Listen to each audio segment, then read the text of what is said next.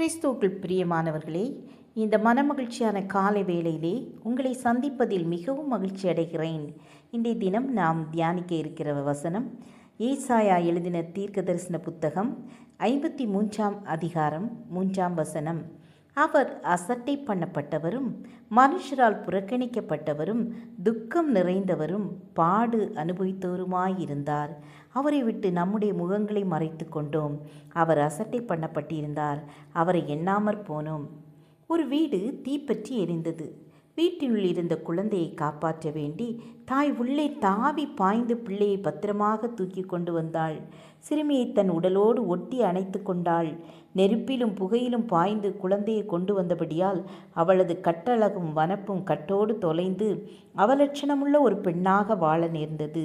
சிறுமி வளர்ந்து கல்லூரி கல்வியும் கற்றாள். ஒரு நாள் தன் வீட்டிற்கு வந்திருந்த தோழிகளை வரவேற்று உபசரித்து கொண்டிருக்கையில் அவ்வறையின் குறுக்காக அவளின் தாய் சென்றாள்.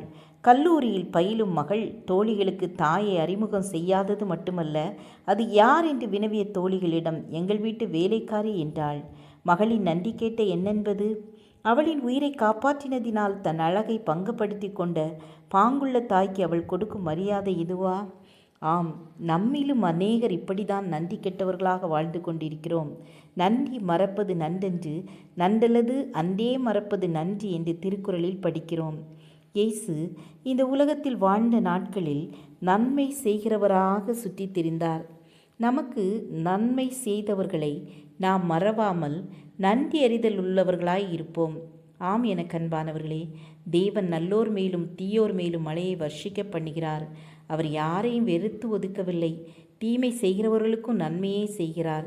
நாமும் பிறருக்கு நன்மை செய்வோம், ஆசீர்வாதங்களை பெற்றுக்கொள்வோம். ஜெபிப்போம். எங்களை நேசிக்கிறதான அன்பின் பிதாவே, நாங்களும் பிறரை நேசித்து அவர்களுக்கு நன்மை செய்ய உதவி செய்யுங்க. நன்மை செய்தவர்களை மறவாமல் இருக்க கிருபை தாருங்க. நன்றி அறிதல் உள்ளவர்களாய் காணப்பட உதவி செய்யுங்க. இயேசுவின் நாமத்தில் பிதாவே, ஆமேன் ஆமேன். God bless you.